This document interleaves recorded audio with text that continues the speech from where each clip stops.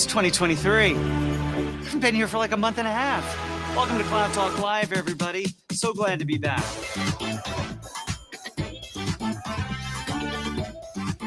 That's right. Where have we been? We've been on vacation is really what it comes down to. Took a little break, got some shut-eye, got a little rejuvenation. Everybody, welcome back to Cloud Talk Live. My name is Jeff DeVerter. Here at Rackspace, I'm the Chief Technology Evangelist for us. And what that means is I get to spend a whole lot of fun time hanging out with great people like yourself. So you've seen the prompts come across the screen, not that you need them because you remember the deal from 2022. This is the point when you tell me who you are and where you are. Just comment down below, on the side, up above, wherever your player has it. I'd love to know who is here and what is going on. First one in the stream, by the way, is our good friend Cheyenne. Cheyenne, where are you from? Everybody, tell me who you are and where you're coming in from. This is a global audience, and we're so excited that you guys come and spend a few minutes with us each time we go live. Now, last time we came live, I was over in Las Vegas. It was part of the whole reInvent fun, and what a great time that was. But we're back this year. Now, we're back for a very special episode. I'm going to get into that here in just a second as to what this is all about. Oh, here we come. Everybody's starting to show up. We've got India represented. We got San Antonio represented. Megan, she's just sitting over there. She could walk over and introduce herself as well as anything.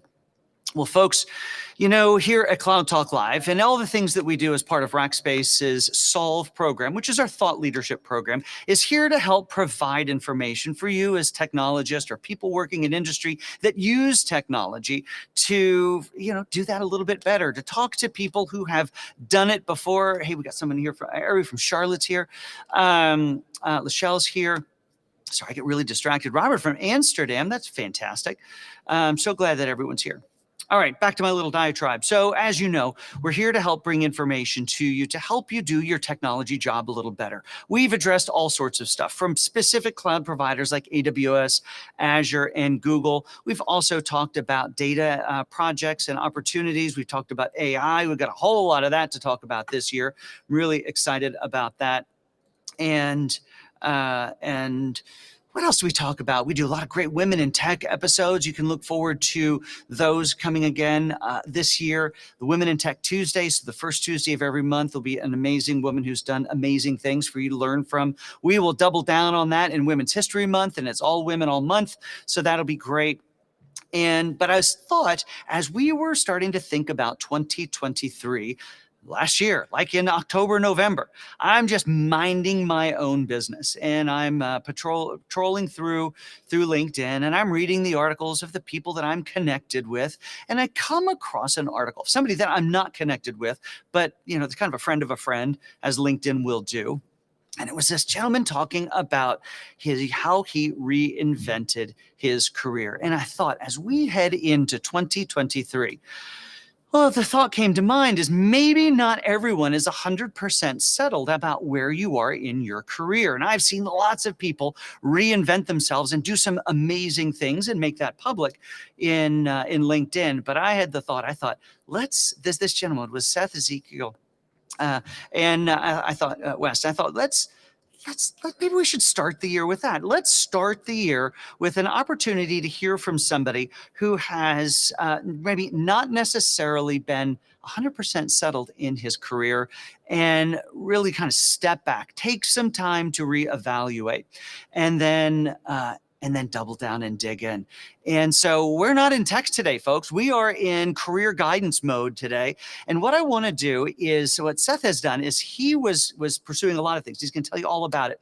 But ultimately, filmography is where, and videography is what captured his heart, captured his attention. And we're going to start with a little video that he brought along. So why don't we go ahead and start with that? Megan, why don't you roll the clip and let everyone see what Seth is all about?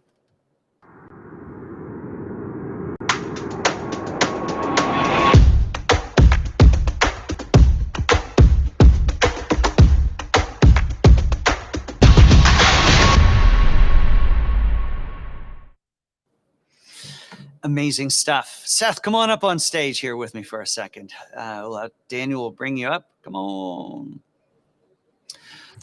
And here we are. Seth, welcome to the program. Hey, thank you for having me. Absolutely. So Seth, last October, you get this email from a strange dude saying, "Hey, cool story. You want to come talk about it live? Thanks for taking a little risk and joining us here today." Yeah, of course. I appreciate you reaching out. I stoked on the opportunity to share a little bit more of my story with everybody. Well, fantastic. Well, to start, tell us who you are and what you do. Yeah, so my name is Seth. I am a photographer, videographer, filmmaker, producer, kind of all that content creation stuff. Originally based out of Portland, Oregon, I guess, and now kind of on the road. I'm actually in Texas, just up the street from Mhm. Jeff right now. So kind of traveling around, making films and doing photography, primarily in the outdoor industry, as you guys just saw. Lots of water sports, paddle sports, fishing, all that good stuff. Well, fantastic. So let's go backwards a little bit. You know this wasn't your first job. What had you been doing? What was it that I know your job from the article was in corporate America. What had you been up to? What was going on? Yeah, so I worked in outdoor retail for about the last decade. So, I mean, like a lot of people kind of out of college, went into retail and had a passion for the outdoor industry. So, kind of moved in that direction, got into management. So, I'd been managing outdoor retailers for about a decade, more or less, and had kind of reached the pinnacle of that, where I was at a place, just I don't want to say dead end job, but really was at the peak of outdoor retail management and what I was doing, and that's I guess where the new story, the new chapter begins. So you decide that wasn't for you. You head home and immediately become a fancy videographer. Is that how the story went? That's it. I was like, sorry guys, I'm gonna go make videos now. Uh, No, it was anybody who's seen that LinkedIn post, that thing kind of blew up. It was pretty interesting because I was just like, I'm going to tell the story of how a pay cut was a good thing. But after COVID, it was an interesting, well, not after COVID, in kind of the meat of COVID. So I guess it was 2021, a little over a year ago. Um, you know, Pretty much everybody in every business, but especially in the outdoor industry, was raking in record profits because a lot of people were going outside for the first time, and um, kind of in that same time, my boss sat me down to give me a pay cut, and I was pretty frustrated Lucky with things you. already. Yeah, yeah, it was You've it been was doing a great unexpected. job. Keep it up. We got some more hours and less money for you. Yeah, exactly. So I ended up quitting the next day. I was just like, yeah, I'm not gonna do this for less money. It was already kind of I was at that point where I was like, I don't feel like I'm making enough for what I'm doing. Yeah. And then I decided to enroll in a coding boot camp because everybody can code, they say, and I was like, that sounds great, and I'll work remotely. I'm sure there's some people in the chat who are familiar with that, and it was not for me. My wife did it, and she's a project manager for a programming company now, and she does great. But I just, for whatever reason, just programming did not register in my brain. Um, and I had been doing photography for a few years, kind of for fun at that point, and a little bit professionally, and decided that it was time to take the plunge and talk to my wife. And we got to a point where we're like, yeah, I think we can make this happen. And so I guess last January is when I made that decision. So it's been right about a year that I've been officially doing this full time. And yeah, it's been good. That's fantastic. So in this for a year now, Ari's got a great question. She says, "How? What do you shoot for? So who are some of your customers? Obviously, it's going to be the outdoor world, I believe. And then how does this get monetized? I mean, would you walk us through that?" Yeah. Totally. So, yeah, last year being my first year, a lot of customers were smaller customers. I've done a couple of weddings, things like that, but majorly, big things that were really exciting for me. Last year, I did a shoot for Stanley, like the camping outdoor Mm. brand. That was very fun and a big one for me. And Hobie, if anybody's in the kayak world, Hobie is, I believe, I the own one. biggest. Yeah, yeah. Hobie, I believe, is like they have some title like the largest watercraft manufacturer in the world or something along those lines. And they hired me for a shoot last fall, which was really exciting. That was like a dream for me. I was like, maybe someday I'll get to do a shoot for Hobie, and it happened in the first year. And there So, you were. So yeah. where was that shot? Where'd you go for that shoot? I don't know if I'm allowed to talk about it yet. They haven't released it. Not It's out. like It's a not whole out. thing. It's not out yet, Somewhere but outside. Let's just safe to say you were outside and you're on the water. yeah, it was a very lovely place. It was a good shoot. I'm really excited to see that come out. All right, so it begs the question. I'm into this technology stuff. I've got a fancy camera here, I'm Yeah. surrounded by gear. And the one thing that I do religiously with all of this stuff and dramatically is keep the liquids away from the electronics. That's not your job. Yours is to take the electronics on the water. How do you keep Yeah. yourself? It's always a risk. And I started out, when I started doing this, it was for fun. And so it was around a lot of whitewater, which is the worst possible place to have a camera because there's just, there's just moisture in the air when you're there. It's spray from waterfalls and all that. So I learned very early on, when I'm, between shots, I'll kind of like, tuck my camera under my jacket or do anything I can to keep it dry. A lot of shots I use an underwater housing for. But yeah, the risk is inherent. I have a little wrist strap at all times, so it's like it can't fall very far. But that's one of the scary parts is that I always have a few $1,000s just like a couple inches away from the end. So Dangling off your wrist, and many few $1,000s at that, I would imagine. Yeah, indeed. And a few of them. All right. Well, so let's get into training. You'd been doing this as a hobby. Did you have the core skills that you needed? How did you refine that before you hung up your shingle and said, hey, I'm ready for you, world?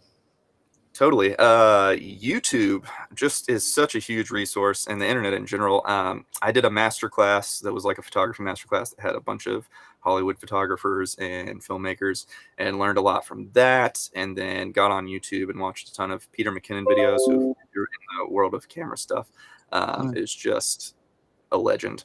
And that kind of led me down that rabbit hole of a bunch of other filmmakers and stuff. So my work is kind of a hodgepodge of all the people that I've seen out there already doing things that I really like, and trying to find my way to make those things my own and put them into my work. And it's amazing to, I guess, I don't know if you could say I'm a part of that community. I guess in a way I am, but Yep.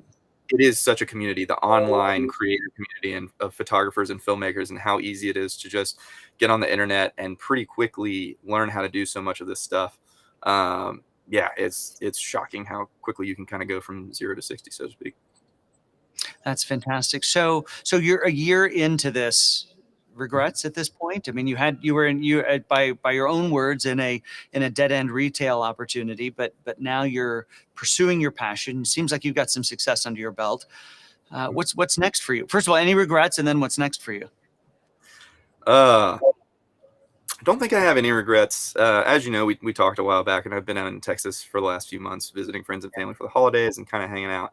Part of my plan for being here was that I wanted to try and spread myself out, geographically a bit. And I think my only thing I would change is I probably would have spent a little less time in Texas and kind of stuck around in the Northwest, just because I have such a good base there of people and community and people who want to work with me. There've been a few mornings where I've been kind of kicking myself of like, man, I could be making so much more progress if I was kind of back at home base. Whereas here, I've certainly made some progress, but it's not been as rapid growth as it was. What's the take me through the, I know I asked you another question, but I'm butting in real quick.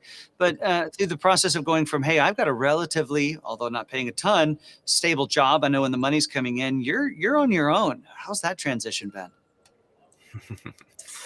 Rough at first. The first few months were just terrifying because it was mostly just me putting stuff out there and kind of reaching out to folks and being like, hey, anybody need anything for cheap? And that was really scary, especially at the time we owned a house. My wife and I sold our house to kind of hit the road, but the first few months were definitely terrifying, and it was a lot of reminding myself like, this is an investment. This is the time I'm investing. It's going to pay back later. Everything's going to be fine. But yeah, it was the first time in my adult life that I had not had the stability of a regular paycheck, and that was a huge transition. I would think so. So tell me about what's on tap for 2023. Yeah, the goal for this year is to make more, I guess you would call film work, right? Because there's lots of kinds of video work these days. You've got short form stuff, you've got reels, you've got videography, so to speak, YouTube stuff, which I do a bit of that as well. But this year my goal is to make some proper films that really, the full process, where you come up with an idea and you write it all out and you shoot the shots and you put the whole thing together. And it's, I guess, a longer process and a little more artistic. And I'm really excited. I'm starting to work on one of those. Well, I'm already working on it, and then I start shooting on it next month. So that's a huge one that I'm really looking forward to, and trying to do a couple of those this year. That's interesting. So obviously, the stuff that you've done has been very outdoorsy. It's very water sportsy. Do you think it's going to stay in that area? Stay outside? Are you going to get more? What do you think maybe will expand or change about what you're doing? Yeah, I think so. This first film that I'm working on is it's I guess you could call it a canoeing film, but Mm. it's more of a piece on family dynamics. A friend of mine has kids, and most I mean I'm at that age. Most of my friends have younger kids, and just seeing the way that families interact, and especially with technology around. I mean, it's so different from when we were growing up. Kids have something with a screen in their hands nonstop, and it's one of my friends phrased it this way: it's like a pacifier for them. As they get older, it's like if they have their phone or their tablet or their video game or whatever it is, it's just like boom, and they're quiet and they're zoned in. But then you try to take that thing away from them, and they a lot of times lose it, right? Right. So this film I'm working on is going to kind of explore that and check out the family dynamic, and how the outdoors, basically in this case canoeing, plays into that family dynamic, which yeah, it's going to be a fun one, and I think that's what I want to explore more of, is like what does the outdoors have to offer, and how can we show that to people, and how does it benefit our lives versus the day to day that we have with screens and everything else. Very interesting. So I think there's an interesting lesson here in that, you made this decision to change careers into one where you're a videographer and a storyteller through the lens, but that doesn't mean that's a singular change and nothing else changes from there. There's a constant evolution as to who you are as an audience and what you're exploring. So with that, then let's turn the conversation a little bit more towards, it's your chance now to look backwards at and take what you have learned over the past many years and maybe provide some advice. How about some advice to somebody who's starting 2023 and feeling a little unsettled about where they are and have an itch to try something? What advice might you have for them? Yeah. Whew, man, so much. uh, I think the first thing, I mean, going back on my story, a lot of people who end up in my position are waiting for some kind of push, right? Mm. Because for me, the push was the pay cut. I was in a place, I wasn't miserable, but I wasn't happy, and I wasn't where I wanted to be. When I looked at the rest of my life, I wasn't like, I want to spend 20 more years managing retailers. I Mm. didn't want to grow into being like a CEO or anything like that. I wanted something different, and I wanted to use that creative side of my brain, I suppose. Um, and and the pay cut was the push. It was that little nudge that was like, you know what, it's time. It's time for me to do this thing. I have some money saved up. I can get by for a while and really make this move. And and I think, I'm grateful for that push. I think the Yeah. biggest thing I wish is that I hadn't waited for the push, that I had taken the initiative instead of waiting till I reached that point of frustration and said, I'm going to do this now. Like, now is a good time. I have the stability to do this thing. And then maybe I could have had a bit of a smoother transition instead of waiting until it was like, okay, now I have to do this right now because this is the only opportunity I'm going to have. Seth, I think So, that's a killer advice, and that is because what it ultimately comes back to is people being more purposeful about their career. And I've got this book that's just in my head that I feel like I need to write, but maybe it's just a blog post. I can't tell if it's 3 paragraphs or 30 chapters, but it's really just about owning it. How do you own your career, and it ultimately comes back to owning your life, not being just letting yourself being impacted by the externals, but to cast a vision for where you want to be, and not being afraid the fact that this is could be a multi-year journey, and it's okay to only be at step one, but to take that step. absolutely. Yeah, I mean that in a way that owning your career, it ties in a bit to actually a video I was watching yesterday that was kind of an excerpt from a podcast, but it was a psychologist who's talking about how do I describe this? Basically, goals and growth mindset, and your goals basically, and the psychological effect that they have is you set a goal. So let's say your goal is to go to the gym, and Yeah. you give yourself a reward for going to the gym. So your reward is, I went to the gym, so afterwards I'm going to go get breakfast tacos because we're in Yeah. Texas and that's what we do. That's what we do. Uh, yeah. So you go to the gym and you go get your breakfast tacos, and you're like, that was great. And then the next day you go to the gym again and you go get breakfast tacos, and you keep doing this. And over time, basically what's happening is every time you go to the gym and then you have that breakfast taco, you're getting a dopamine release. And it Mm. turns out what they've found is each time you do that same process, each time you hit a goal and then you reward yourself, that dopamine release diminishes a bit until it gets to the point where it's basically no more. You're not as excited about going to get breakfast tacos after the gym because you've done it a million times, and therefore you have no motivation to go to the gym anymore. Right.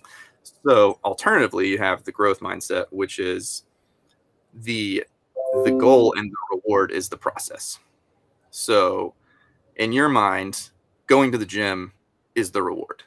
Yeah. You want to work out because you see that the end result is that by working out, you're going to be a healthier person. And hearing this was kind of like a eureka moment of like, that's what's happened. That's what's changed with me for my work. Before, I had a goal, which was to make money, and I would go to work and I would be rewarded with money. And over time, right, that excitement over that same amount of money every couple of weeks diminished and diminished and diminished and diminished until I had no interest in doing that same thing anymore. Right. Whereas now, I mean, everything I do, I even with making a film, obviously the goal of making a film is to make a film, and there is reward in that, but there is reward to me every step of the way. I wake up in the morning and I go shoot and I feel excited about it. I'm, in the editing process, I'm trying different things and I'm moving things around and I'm excited about it. And then when I release, the completed work, I'm excited about it. And so the whole journey is the reward at that point, and that makes it just so much easier and so much more motivating to go do the thing every day. When I wake up and I'm excited about what I'm doing, and I know that's going to be the case the whole time. And there are certainly still struggles. That doesn't stop. I'm not saying it's all easy, but I'm saying that it is a rewarding process, and that goes beyond fiscal reward, right? So I think that is the way that I would define, being in control of my career and feeling engaged with it, as opposed to, living that reward based, I'm making money with the diminishing returns of dopamine, basically, that I was looking for in the past. Amazing what you just said. I mean, the phrase that's stuck in my head right now is the whole journey is the reward. And we can contrast that with where you started the conversation. And that was that you got up and went to work to get a paycheck. So every 2 weeks you got a reward for something that you did. So that kind of in arrears, as opposed to the daily excitement about getting up and doing what you're going to do. Doesn't mean you don't have a bad day from time to time where things don't go south, but there's learning from it. There is excitement in it. And boy, what a much more fulfilling life, I would imagine, as you start to look into the rear view mirror. You may not see it. I would think I may not see it in the moment by moment, but you start looking back going, I wouldn't change it for anything. Even if one dynamic, what if you're not, even in the beginning, you weren't making much money, you weren't making any money, you were figuring out the craft, but there was reward in the journey. Yeah, indeed. It's really incredible. All right. So where do people find you? How do people learn about what you're doing? Follow your story? Because, well, now the world's going to want to follow your story. We've had people from Germany in here. We've got folks from Pakistan. They're all over the place. Mexico, farther south in Central America. So how do people find you and follow you? Yeah, you can Instagram, Facebook, everything. My name is just my name. I'm on YouTube, Seth Ezekiel West. So at Seth Ezekiel West, pretty much anywhere. LinkedIn, add me on there. I'm all over, and I post pretty regularly on all my platforms since media is what I do. I like to share it with everybody. So Very smart. if you're interested in the outdoors and you want to see all the fun stuff I'm up to, then feel free to hop in and join. Of course, if your company's in the outdoor business and you need some videographer, they got to call. All right. So your one bit of advice for folks who are a little on the fence was don't wait for the catalyst, own it and do it. Doesn't mean go without a plan, but have a plan, but don't wait for the catalyst. Any last parting words of advice that you might have for the world here as we get ready to finish up? Parting words. Whew, that's tough. I know. It's the last thing they're going to remember of you. I know. The hard part is not be cliche. Follow your dream. Follow your dream. You've never heard that one before. That's right. I think I'll agree with what you said, and maybe you build on that. And that was, don't let the lack of your own knowledge be a hindrance. It doesn't mean go out and not have it. Don't go, pull out the safety net. But there is so much opportunity to go learn online. If you're even mildly interested in something, you can hear from the experts literally right now, like they're hearing from you. It's true. Yeah, I would say that would be my thing. Is I think confidence is a huge thing for everyone. And when it comes especially to making a plunge, it's big. I mean, geez, if you have a family and a house and bills to pay, it is a terrifying leap. And I think the biggest thing is people believing in themselves. So if you're working on something and it's something you want to do for a living, like content is for me, put it out there, and put it out there constantly and see what people think of it, because that feedback is what will give you confidence and put you in a realistic position. If you put your stuff out there and people love it and they're eating it up, then that's gonna give you the push that you need to really pursue it. So don't be shy, put your work out there, believe in yourself, and kind of build your community and do the thing. That's fantastic. And I think I would tie on there also with what Megan just said, and that is get outside, enjoy yourself a little bit, whether that's your career or not. It's a much healthier place when you get out there and enjoy the world a little bit. All right. Absolutely. Well, Seth, I can't thank you enough for being a part of our program here today. I am really grateful that you have taken the time. I am also trying to bring up a slide that is going to show us who's going to be here next week, because it's going to be a killer show. Couldn't be any better than this one, but it'll be all right. But Seth, best of luck to you in the future. Do keep in contact with us. Come and post. When you post that or get that new story done, come back to the Rackspace page. Post a link to it there. We'd love for the community here would love to keep up with it. And everyone, go follow Seth on everything that he does and be amazed at what he accomplishes this year. So Seth, thanks so much for being here. Thanks for having me, Jeff. Absolutely. Well, folks, we did go a little longer on this one. I'm not going to do all the other stuff other than to tell you that next week we have an amazing program for you. Of course, they're all amazing. We spend so much time, Daniel and Megan and the whole crew spend time pulling these programs together. But next week we have the godfather of thought leadership in IT, and that is the one and only David Lithincombe. We were having a little chat a couple of weeks ago about what we'll talk about with you next week. And I told him when I grow up, he's the kind of person I want to be. And he's just told me he just wants to retire. But if you go look him up on LinkedIn, you'll find that he is somebody who posts some amazing content and a lot of it. Well, he's coming next week and talk with us a little bit about what is truly capable and possible today in that tired old phrase of digital transformation. So you're not going to want to miss that, folks. I hope that you will be here. I hope that you'll be here because it's going to be a great program. David's prepared for this. We're prepared for it. And I think you're going to enjoy it. Huge thank you to Seth for being on the program today. And with that, my friends, we'll be back next week with another episode of Cloud Talk Live next Tuesday at 8:30 a.m. Central Time.